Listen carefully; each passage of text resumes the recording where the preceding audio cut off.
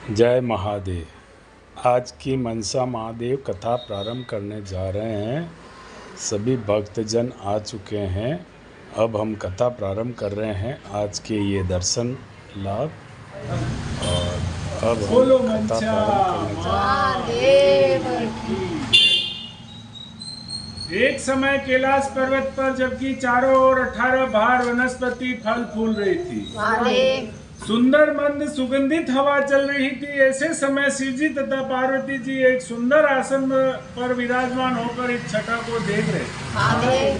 श्री पार्वती जी बोली, हे नाथ, आज तो चौपड़ पासे का खेल खेलना चाहिए। महादेव जी ने कहा, ठीक है, पर इस खेल में छल कपट बहुत होता है, इसलिए हार जीत का साक्षी का निर्णय कौन देगा?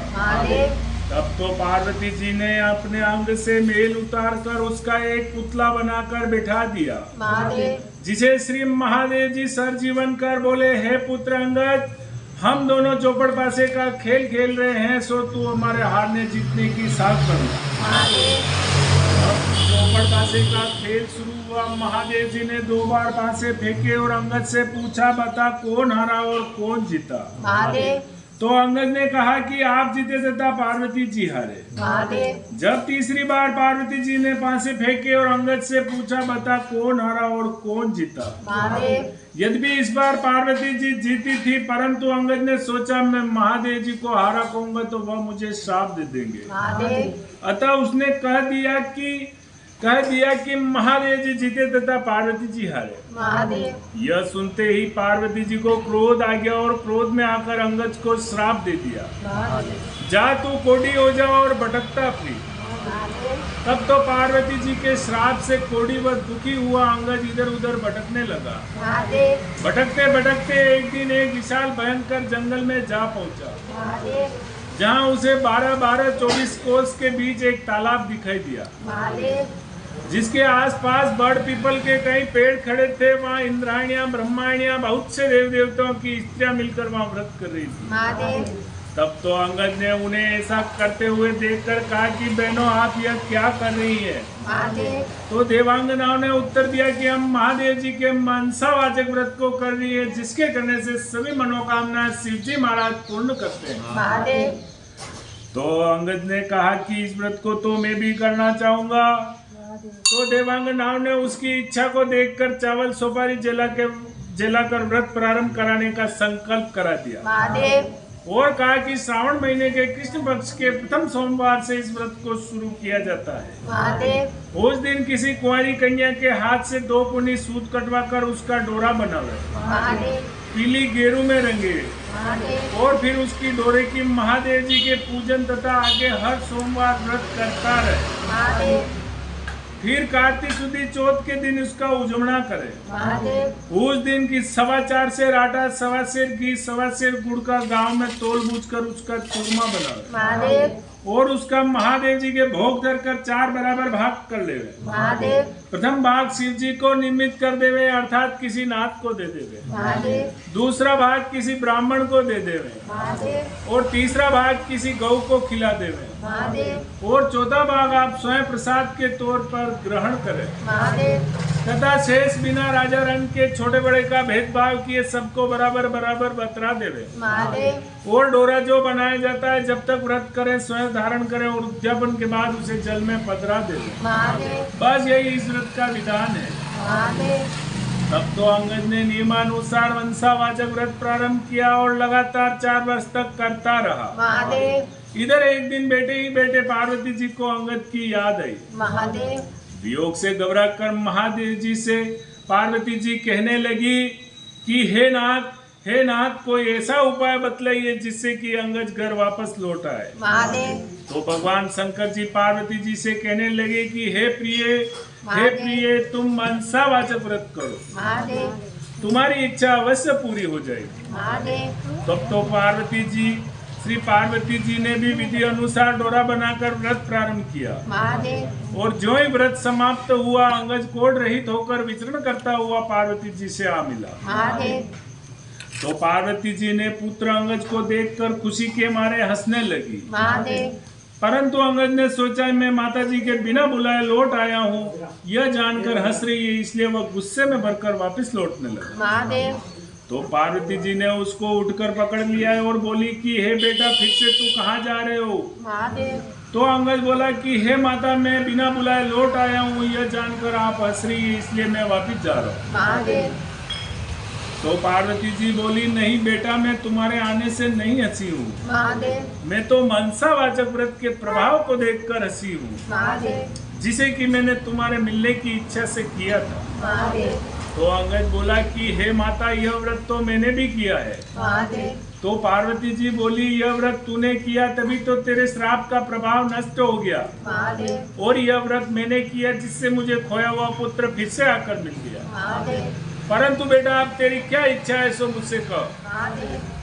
तो अंगद बोला कि हे माता, मेरी इच्छा है कि मैं उज्जैन का राजा बनूं। महादेव। तो पार्वती जी बोली, अच्छा बेटा, तू अभी उज्जैन चला जा, वहाँ का राज्य तुझे मिल जाएगा। महादेव। माता का आशीर्वाद पाकर अंगद वहाँ से चला और इधर उज्जैन जा पहुंचा। महादेव। इधर उज्जैन के राजा ने अपनी इकलौती कन्या का स्वयंवर रखा था, महादेव। और शर्त रखी थी कि हथिनी जिसके गले में जयमाला डाल देगी, राजकन्या का ब्याह उससे कर दिया जाएगा। महादेव।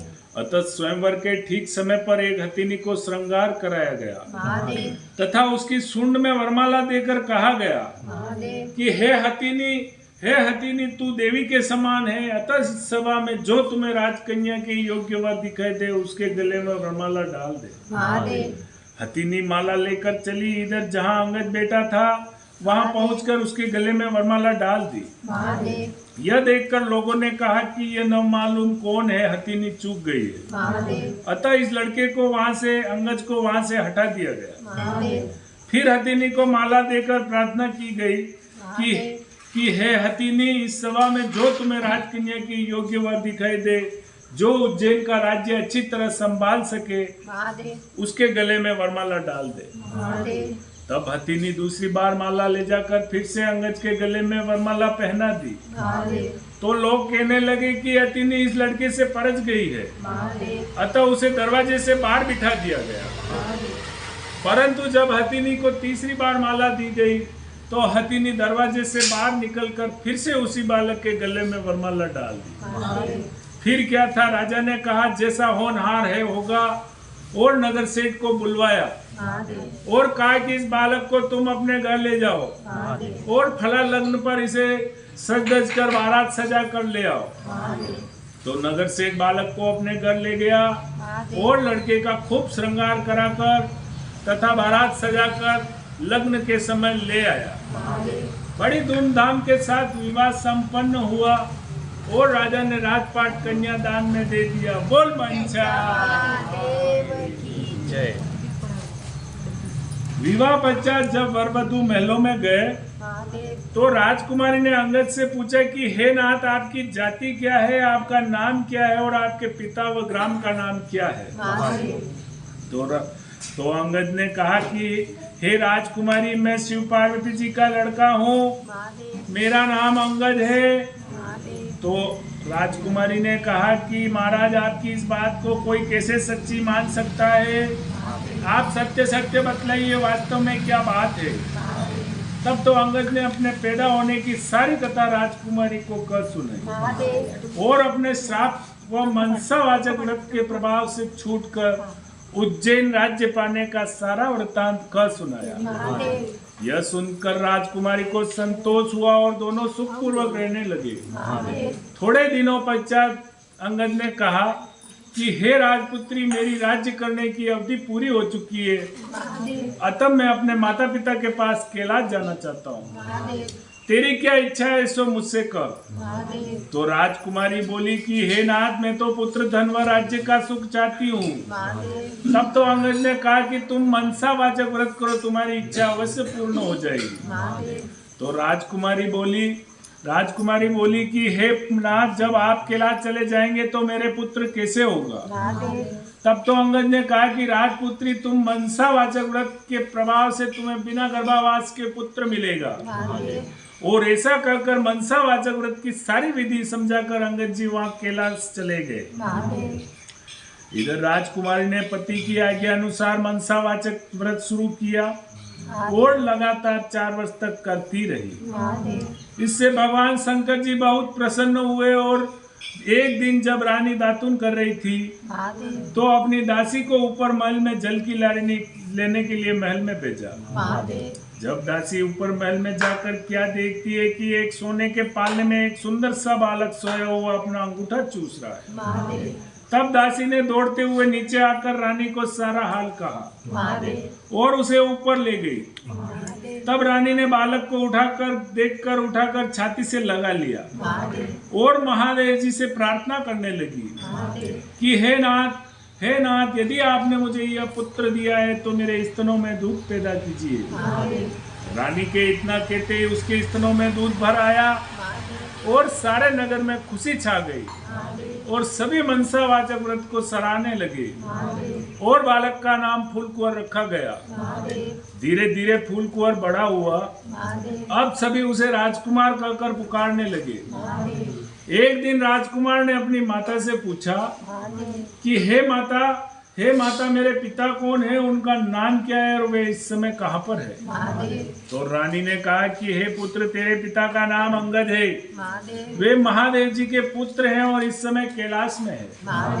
तो राजकुमार ने कहा कि हे माता, मृत्यु लोक में इस बात को कोई कैसे सच्ची मान सकता है?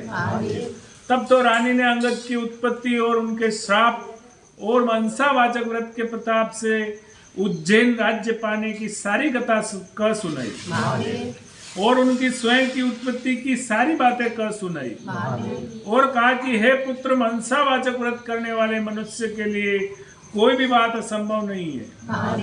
यदि तुझे इसके पराक्रम का भान नहीं है तो तू स्वयं करके इसके फल को प्रत्यक्ष रूप से देख सकता है। तो फूलकुंवर कहने लगा कि हे माता, मेरी इच्छा है कि मैं चेदीराज की कन्या, जो दुनिया की सबसे अधिक सुंदर मानी जाती है, उसके साथ मेरा विवाह हो। क्या इस व्रत के करने से ऐसा हो सकता है? तो रानी ने कहा कि हाँ, इस व्रत के करने से तुम्हारी इच्छा अवश्य पूरी होगी। तब तो फूलकुंवर ने माता से संपूर्ण विधि पूछकर व्रत प्रारंभ किया और लगातार 4 वर्ष तक करता रहा। भगवान शंकर जी फूलकुंवर पर प्रसन्न हो गए और एक दिन राजा चेदीराज के स्वप्न में दर्शन देकर कहा कि हे चेदीराज, तू मेरे कहने से अपनी राजकुमारी का विवाह उज्जैन के राजकुमार फूलकुंवर से कर दे। तो चेदीराज ने भगवान शिव जी के वचन सुनकर अपनी कन्या का विवाह उज्जैन के राजकुमार फूलकुंवर से कर दिया। अब तो फूलकुंवर भी राजा हो गया था। एक दिन राजा फूलकुंवर शिकार खेलने के लिए वन में गया और उसको कोई शिकार हाथ में आया और भूख प्यास के व्याकुल होकर एक बाग में आराम करने लगा। देव योग से वहां पर कोई ब्राह्मण आ पहुंचा और राजा को पंचांग सुनाया कि आज कार्तिक शुक्ल चौथ है, अर्थात मनसावाचक व्रत के उजड़ने का दिन है। तो राजा ने कहा कि हे विप्रराज, मुझसे तो भूल हो गई है, आप मुझे भी पूजन करा दें। तो पूजा के लिए ब्राह्मण ने पूजा के लिए रानी के पास खबर भेजी कि राजा साहब शिकार के लिए वन में ठहरे हैं। आज उनके कार्तिक शुक्ल चौथ अर्थात मनसावाचक व्रत के उजड़ने का दिन है, इसलिए 4.25 सेर आटा, 1.25 सेर घी, 1.25 सेर गुड़ का चूरमा बनाकर मंगवाया है। इस पर रानी ने सोचा कि फौज के कई आदमी साथ है, इतने से चूरमे से क्या होगा, इसलिए उसने गाड़ी भरकर चूरमा भेज दिया। नियम विरुद्ध अधिक सामान होने से महादेव जी ने कोप किया और राजा के स्वप्न में दर्शन देकर कहा कि हे राजा, तू अपनी रानी को राज्य से निकाल दे, नहीं तो मैं तेरे राज्य को नष्ट भ्रष्ट कर दूंगा। तब तो भगवान राजा ने प्रमाण अनुसार दोबारा चूरमा बनाकर व्रत पूरा किया और महादेव जी के कथन अनुसार रानी को महल से निकलवा दिया। अब रानी किले से रवाना हुई। थोड़ी दूर जाने पर उसे दीवान मिला। तो दीवान जी ने पूछा कि रानी जी, आप कहाँ पधार रही है? तो रानी ने सब बात बताई। तब दीवान जी ने कहा कि मैं राजा साहब को समझाकर मना लूंगा, तब तक आप मेरी हवेली में पधारे। रानी जो ही दीवान की हवेली में गई तो दीवान अंधा हो गया। तब दीवान ने हाथ जोड़कर कहा कि आप यहाँ से पधारिए। महादेव अब रानी वहां से रवाना हुई, आगे चली तो नगर सेठ मिला। महादेव उसने भी यही कहा कि राजा साहब को समझाकर मना लेंगे, तब तक आप मेरे घर में विराजिए। तो जो ही रानी नगर सेठ के घर में गई तो नगर सेठ की हुनियां चलना बंद हो गई महादेव और कई तरह के उपद्रव होने लगे। तब नगर सेठ ने भी हाथ जोड़कर कहा कि आप यहाँ से पधारिए। महादेव अब रानी वहां से आगे गई तो राजा जी का कुमार मिला, महादेव तो उसे भी दया आ गई। वह रानी को अपने घर ले गया। तो रानी के वहां जाते ही कुमार का सारा आवा बैठ गया, सारे बर्तन फूट गए और कुमार स्वयं अंधा हो गया। तब तो कुमार ने भी रानी को वहां से चले जाने की प्रार्थना की।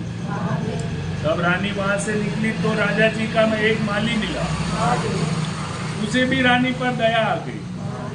तो उसने भी कहा कि राजा जी का क्रोध शांत हो तब तक आप मेरे बाग में रहिए। तो रानी के वहां जाते ही बाग के सारे पेड़ पौधे सूख कर जलने लगे और खेत कुओं का पानी सूख गया और माली को भी कम दिखने लगा। तब तो माली ने भी रानी को वहां से चले जाने को कह दिया। अब रानी वहां से निकलकर विचार करने लगी कि मुझसे ऐसा क्या पाप हो गया है कि मैं जहाँ भी जाती हूँ वहाँ सत्यानाश होने लगता है। ऐसा सोचते सोचते वह आगे चली तो क्या देखती है कि दो रास्ते हैं। पूछने पर मालूम हुआ कि एक रास्ता 6 महीने का और एक रास्ता 3 दिन का। रानी 3 दिन के रास्ते से चली। उसे रास्ते में एक शिप्रा नाम की नदी मिली। रानी ने दुख के मारे उसमें कूदकर आत्महत्या करनी चाहिए। जो ही रानी नदी के अंदर कूदी तो वह नदी भी सूख गई। आगे जाने के बाद उसे एक बड़ा भारी पर्वत आया। रानी ने सोचा इस पहाड़ पर चढ़कर गिर पड़ूं। जो ही रानी पहाड़ पर चढ़कर गिरने लगी तो वह पर्वत भी जमीन के बराबर हो गया। आगे जाने के बाद उसे एक सिंह दिखाई दिया। रानी ने सोचा इस सिंह को छेड़ूं, वह मुझे खा जाएगा तो अच्छा है। जो ही रानी ने सिंह के ऊपर हाथ फेरा तो वह सिंह भी पत्थर का हो गया। रानी आगे गई तो उसे एक बड़ा भारी अजगर सर्प दिखाई दिया। रानी ने मरने की इच्छा से सर्प को छेड़ा तो वह भी रस्सी का हो गया। रानी हार खाकर आगे चली तो क्या देखती है कि एक बड़ा भारी पिपल का वृक्ष है, उसके पास एक सुंदर कुआं है और एक मंदिर बना हुआ है। रानी मंदिर में जाकर मुंह ढककर बैठ गई। ओम नमः शिवाय, ओम नमः शिवाय इस पंचाक्षरी मंत्र को जपने लगी। उस दिन काटी सुदी चौथ का दिन था और मंदिर का पुजारी नाथ गांव में सामान लेने के लिए गया। वहां पर उसको कुत्तों ने काट खाया। तो पुजारी नाथ विचार करने लगा कि आज मेरे आश्रम में ऐसा कौन पापी आ पहुंचा है जिसके कारण यह उत्पात हुआ है। तो नाथ जी ने मंदिर में आकर जब एक स्त्री को बैठा देखा तो सोचने लगे कि आज मेरे आश्रम में कोई डाकन या भूतनी आ गई है। तो रानी ने नाथ जी को देखकर विनय पूर्वक बोली कि हे महाराज, मैं न तो कोई डाकन हूँ न भूतनी हूँ, मैं मानवी हूँ, आकाश की घेरी एक जमीन की जेली एक दुखी स्त्री हूँ। यदि आप मुझे धन की बेटी बनाओ तो मैं अपना सारा भेद कहूँ। नाथ जी ने यह स्वीकार कर लिया और रानी ने अपना सारा किस्सा कहा। फिर वहां से जाने लगी तो भूख प्यास के वह चल नहीं सक रही थी। तब नाथ जी ने उजड़ने का एक बाप का लड्डू दे दिया और लड्डू को देखते ही रानी को व्रत की याद आई। इतने में नाथ जी ने कह दिया कि आज काती सुदी चौथ है, यह मनसावाचक व्रत का प्रसाद है। इसका नियम है कोई भी राजा हो तो अधिक प्रसाद न बना ले, इसलिए यह एक बाप का लड्डू है। तब रानी को समझ में आ गई कि मैंने चूरमा ज्यादा भेजा था, इसलिए मुझ पर महादेव जी ने कोप किया है। ऐसा विचार कर रानी ने नाथ जी से कहा कि हे महाराज इस व्रत को तो मैं भी करना चाहती हूँ। तब नाथ जी ने कहा कि यह श्रावण महीने का प्रथम सोमवार आ रहा है, उस दिन इस व्रत को शुरू करना। तो रानी ने इस नियमानुसार व्रत शुरू किया और फिर कार्तिक सुदी चौथ का दिन आया तो नाथ जी गांव में जाकर सामान ले आए। नाथ जी गांव में जाकर सामान ले आए और 1.25 सेर घी 1.25 सेर गुड़ का चूरमा बनाया। कुंवारी कन्या से पौनी सूती सूत कटवाया और डोरा बनाया। चूरमे के 4 भाग किए, शिव पार्वती जी की चित मन से पूजा की। इस प्रकार रानी को व्रत करते हुए 4 वर्ष हो गए और महादेव जी बहुत प्रसन्न हो गए और राजा फूल कुंवर के स्वप्न में दर्शन देकर कहा कि हे राजा तू अपनी रानी को राज्य में बुलवा ले, नहीं तो मैं तेरे राज्य को नष्ट भ्रष्ट कर दूंगा। तब राजा ने कहा कि महाराज अब रानी का कैसे पता लगेगा? आपकी आज्ञा से ही तो मैंने उसे देश निकाला दिया है। महादेव जी ने कहा कि हे राजा तू अपने 4 आदमी विश्वासी आदमी को पूर्व के दरवाजे भेज दे। उन्हें बिना नातो बैलों की गाड़ी मिलेगी, वे चारों लोग उसमें बैठ जावे। वह गाड़ी वहीं पर ले जाएगी जहां पर तुम्हारी रानी है। तो प्रातः काल होते ही राजा ने अपने 4 आदमी भेज दिए। उन्हें बिना नातो बैलों की गाड़ी मिली, वे चारों लोग उसमें बैठ गए। वह गाड़ी उन्हें वहीं पर ले गई जहां पर रानी रहती थी। तो सेवकों ने रानी को पहचान लिया और कहा कि राजा साहब आपको बुला रहे हैं, इसलिए हम लोगों को भेजा है। तब रानी ने नाथ जी से कहा कि मैं आपकी बेटी हूँ, आप मुझे सीख देकर भेजो तो मैं जाऊं। तब नाथ जी ने मिट्टी के हाथी घोड़े रथपाल की आदि बनाकर मंत्र के छींटे दिए, जिससे वह सच्चे हाथी घोड़े रथपाल की बन गए। तब रानी ने फिर से कहा कि हे पिताजी रास्ते में मेरे छूने से कई जीवों का नुकसान हुआ है, उनका भी उद्धार होना चाहिए, नहीं तो मुझे पाप लगेगा। तब नाथ जी ने शिव जी के निर्मल्य स्नान कराए हुए जल की जारी भर कर दी और कहा कि हे बेटी तू ओम नमः शिवाय कहकर जिस पर जल की जारी का छींटा डालेगी वह पुनः अपने असली स्वरूप को प्राप्त हो जाएगा। तब रानी जल की जारी लेकर तथा नाथ जी को प्रणाम करके चारों सेवकों के साथ रथ पालकी में बैठकर रवाना हुई। चलते चलते वह रास्ते में सर्प आया जो उसके छूने से रस्सी हो गया था। रानी ने ओम नमः शिवाय कहकर मंत्र का उच्चारण कर जल की जारी का छींटा डाला तो रस्सी हुआ वहां सर्प बनकर चलने लगा। आगे वहीं सिंह जो पत्थर होकर पड़ा मिला। रानी ने ओम नमः शिवाय पढ़कर जो ही जल की जारी का छींटा डाला तो वह जीवित होकर गृहस्थ हुआ वन में चला गया। आगे वही पहाड़ आया जो रानी के स्पर्श से जमीन में धंस गया था। रानी ने ओम नमः शिवाय पढ़कर जो ही जल की जारी का छींटा डाला तो वह पहले जैसा पर्वत हो गया। आगे जाने के बाद वह उसे नदी आई जो उसके स्पर्श से सूख गई थी। तो रानी ने ओम नमः शिवाय कहकर जो ही जल की जारी का छींटा डाला तो वह पहले जैसे गहरे निर्मल जल से बहने लगी। अब रानी ने पालकी फौज आदि को किले में भेज दिया, खुद उस बाग में गई जो उसके कारण सूख गया था। तो बागवान ने रानी को देखकर कहा कि हे रानी जी आप फिर से क्यों आ रही है? पहले आपके कारण यह बाग सूख गया था। परंतु रानी के समझाने बुझाने के बाद माली ने फाटक खोला। फिर रानी ने ओम नमः शिवाय कहकर जो ही जल की जारी का छींटा डाला तो सूखा हुआ बाग अच्छा हरा भरा बगीचा हो गया। फिर से कोयले बोलने लगी, नाना प्रकार के फल फूल दिखाई देने लगे और खेत कुओं का पानी भी जल भरा। अब रानी वहां से कुमार के घर पर गई जो अंधा हो गया था। रानी ने ओम नमः शिवाय कहकर जो ही जल की जारी का छींटा डाला तो कुमार की आंखें खुल गई और उसके आवे के सारे बर्तन सोने चांदी के हो गए। तब कुमार ने कहा कि हे रानी जी ये सोने चांदी के बर्तन हमारे पास कौन रहने देगा? तब रानी ने कहा कि इसमें से 4 बर्तन ले जाकर तू राजा जी को भेंट कर देना, यह शेष तू रखना, यह मेरा हुक्म है। इस प्रकार रानी आगे नगर सेठ के घर पर गई तो नगर सेठ की हुंडियां सिकरने लगी, व्यापार में लाभ होने लगा। तब नगर सेठ ने हाथ जोड़कर कहा कि अंदाता आपके पधारने से रिद्धि सिद्धि हुई है, अतः मैं खुशी से सारी नगरी को जिमवाना चाहता हूँ। तो रानी ने बात मान ली। नगर में ढिंडोरा पिटवा दिया, कल किसी के घर पर धुआं नहीं निकलेगा। अगर किसी का चूल्हा जला तो 101 रुपया जुर्माना होगा।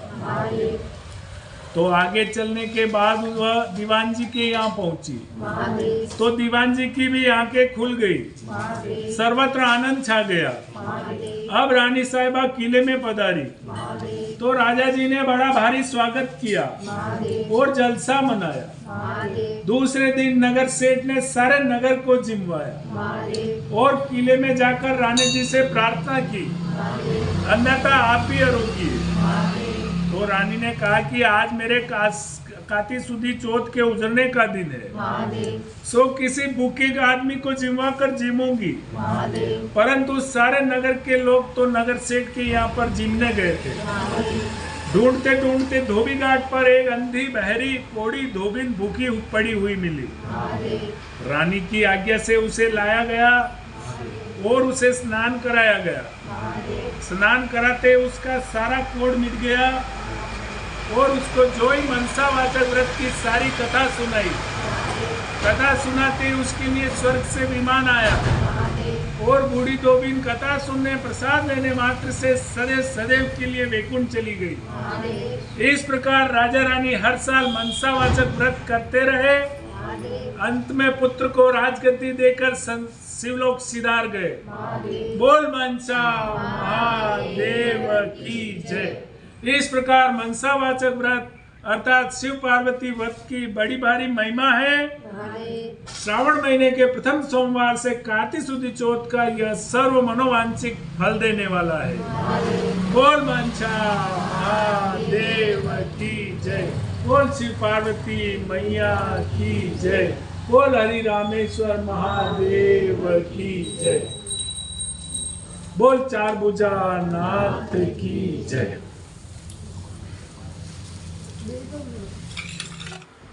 आज की ये कथा यहीं समाप्त होती है। अब हम आरती और होने के बाद पंडित जी सबको आरती दिखा रहे हैं। सब जने आरती लेंगे और अब प्रसाद वितरण किया गया। और आज के ये राम लक्ष्मण सीता और ये हनुमान जी और ये नंदी, ये शिवलिंग और ये पार्वती, कार्तिकेय और गणेश जी। आज की कथा यहीं समाप्त होती है। जय।